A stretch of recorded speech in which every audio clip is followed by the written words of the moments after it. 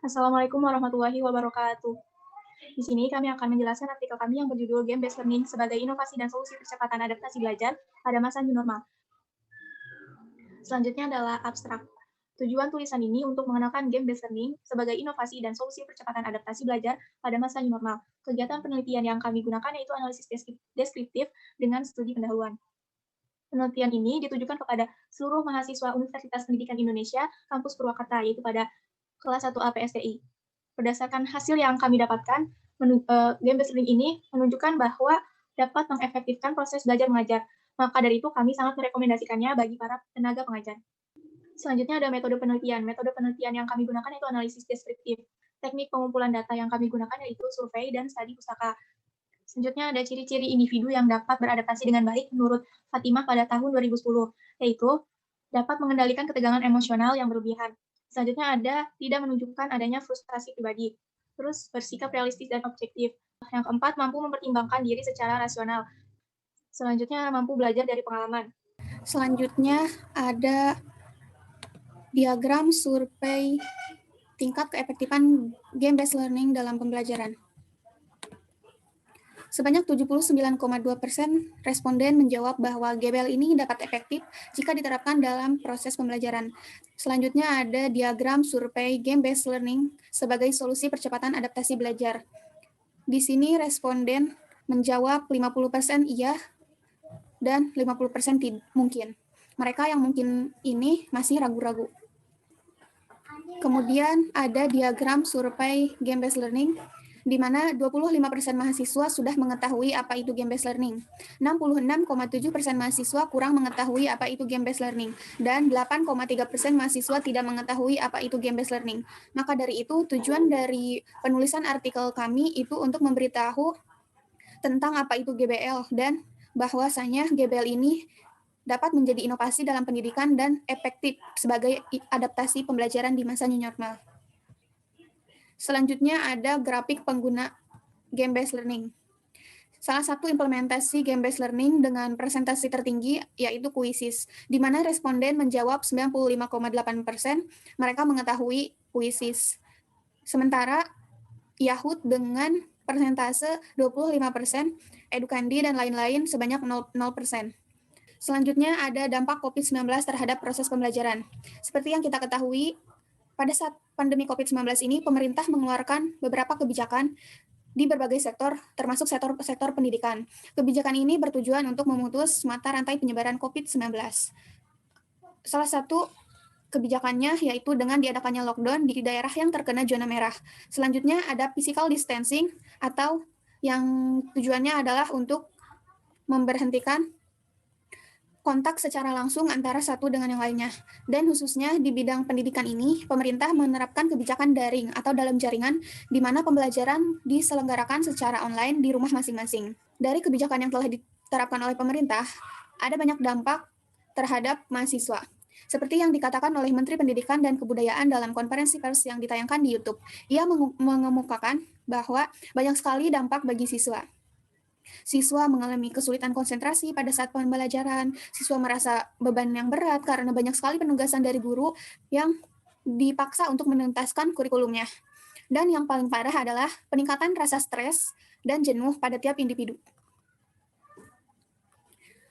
Oleh karena itu, diperlukannya adaptasi bentuk pembelajaran dari online selama pandemi menjadi offline di masa new normal ini. Roy Jacker dalam Dimyati dan Mujiono pada tahun 2019. Ia menjelaskan bahwa perhatian siswa meningkat pada 15-20 menit pertama, kemudian turun kembali pada 15-20 menit kedua, dan selanjutnya terus-menerus menurun kembali. Oleh karena itu, perlu diadakannya media pembelajaran yang interaktif dan tidak membosankan, supaya mahasiswa dapat terus konsentrasi saat proses pembelajaran. Dengan diadakannya multimedia salah satunya. Ada beberapa manfaat dari multimedia. Yang pertama, multimedia dalam pendidikan berbasis komputer, di mana seperti yang kita ketahui saat ini, manusia tidak bisa lepas dengan yang namanya teknologi. Kemudian, multimedia mengintegrasikan berbagai media. Media di sini seperti teks, gambar, suara, video, dan animasi yang dipadukan satu sama lain menjadi suatu kepaduan yang utuh. Oke, baik. Di sini saya akan menjelaskan tentang game-based learning. Jadi game-based learning ini metode pembelajaran yang bisa membantu mahasiswa dalam memahami suatu pembelajaran dan bisa membuat mahasiswa itu lebih merasa santai dan nyaman ketika pembelajaran berlangsung. Jadi dengan game-based learning ini bisa meningkatkan motivasi siswa, bisa menyemangati siswa dalam proses pembelajaran. Selanjutnya, karakteristik game-based learning. Sudah kita ketahui bahwa game ini, ketika kita bermain game, itu sangat mengasihkan, juga menarik. Apalagi ketika kita mengimplementasikannya ke dalam pembelajaran. Itu akan menjadi sesuatu yang hal yang luar biasa, yang bisa memacu seorang siswa atau mahasiswa untuk selalu belajar. Lalu di sini pun kita diajarkan untuk bersosialisasi dan berkolaborasi, berpikir kritis. Berpikir kritis, dengan GBL ini kita ditekankan untuk berpikir kritis, di mana berpikir kritis ini bisa membentuk karakter siswa yang sangat baik, lalu mengasah logika. Game-based learning ini, ketika diimplementasikan ke suatu pembelajaran, itu bisa mengasah logika kita, bisa mengasah tingkat kecerdasan kita dalam berpikir atau dalam pembelajaran. Massachusetts Institute of Technology atau MIT, game-based learning ini telah diterapkan di berbagai negara dan hasilnya pun memang bisa mengefektifkan suatu pembelajaran. Dan apabila kita memakai metode game-based learning ini di Indonesia, di masa new normal ini bisa mengefektifkan atau membantu pembelajaran ini berjalan dengan lancar. Salah satu aplikasi yang berbasis game-based learning itu Quizzes. Di aplikasi ini kita ditantang untuk mengerjakan suatu soal, tetapi dengan berbentuk game. Lalu implementasi. Mahasiswa mengambil kuis pada waktu yang telah ditentukan oleh pengajar dengan waktu pengerjaan setiap soal rata-rata 30-60 detik. Dan ketika kuis telah selesai terjawab, mereka dapat melihat peringkat langsung di papan peringkat.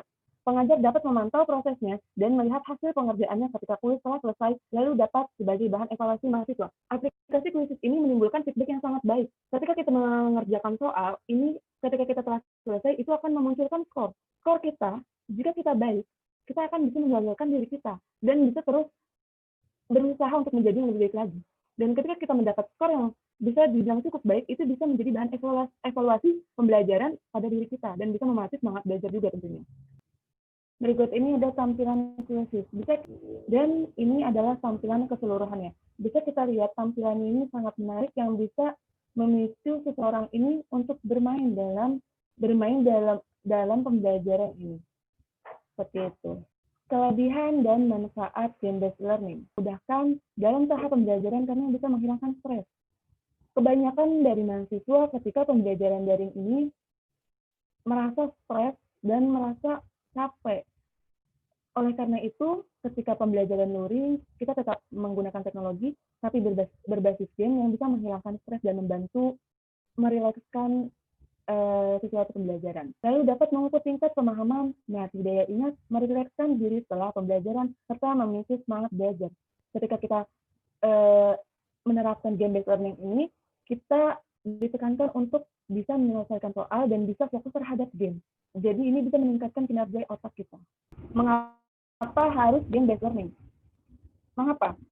Karena dengan game-based learning ini kita bisa belajar sambil bermain, dan jika kita bermain dan mengimplementasikannya kepada pembelajaran itu bisa menimbulkan efektif yang sangat tinggi. Ketika new normal, tentu walaupun kita dalam keadaan luring atau offline, tentu kita harus memperhatikan protokol kesehatan yang telah ditetapkan oleh pemerintah. Tidak mungkin ketika di dalam suatu kelas, ketika berkelompok, itu tidak mungkin kita diharuskan berkerumun, tidak mungkin itu. Karena kita harus menjaga jarak juga. Oleh karena itu, dengan game-based learning ini, kita bisa tetap membuat suatu tim untuk mencapai skor yang tinggi. Dan ini pun kita tanpa harus berdekatan dan bisa memicu semangat kita dalam belajar karena kita berkompetisi di dalam game ini. Dengan game-based learning ini, ketika pengajar ingin mengasih soal, bisa diimplementasikannya ke dalam game dan ini bisa memicu motivasi yang sangat tinggi terhadap pelajar dalam meraih skor yang sangat tinggi. Dan yang terakhir, selama daring telah terbiasa dengan teknologi, sehingga perlu disisipkan agar dapat beradaptasi dengan new normal. Kita sudah mengetahui kita melaksanakan pembelajaran daring ini sekitar 8 atau 9 bulan, bahkan 10 bulan, yang dimana itu memunculkan kebosanan terhadap mahasiswa. Dan itu sangat terpaku terhadap teknologi. Karena kita tidak boleh luring, kita harus daring dan itu memfokuskan kita terhadap teknologi. Ketika kita berpindah atau ke dalam pembelajaran luring, tentu tidak semua orang bisa beradaptasi dengan cepat. Tetapi dengan game-based learning ini bisa membantu kita beradaptasi dengan cepat, karena kita tetap menggunakan teknologi, walaupun di dalam keadaan luring, seperti itu. Selanjutnya, ini ada kata-kata yang menurut saya sangat menarik ya. Jadi kata-katanya itu, andaikan sesuatu hal yang membuat orang bertahan di game berjam-jam, itu diimplementasikan pada metode pembelajaran, tentu hasilnya akan memuaskan dan menjadi sebuah terobosan baru. Banyak sekali dari kita mahasiswa atau siswa yang dia sangat berpasti terhadap game, lalu bermain game, dan jika kita mengimplementasikannya terhadap pembelajaran, ini akan memunculkan hal yang baru dan yang luar biasa. Ini perkataan dosen saya, yaitu Bapak Rizky Hikmahanto. Selanjutnya, sekian dari kami, kurang lebihnya mohon dimaafkan, dan thank you.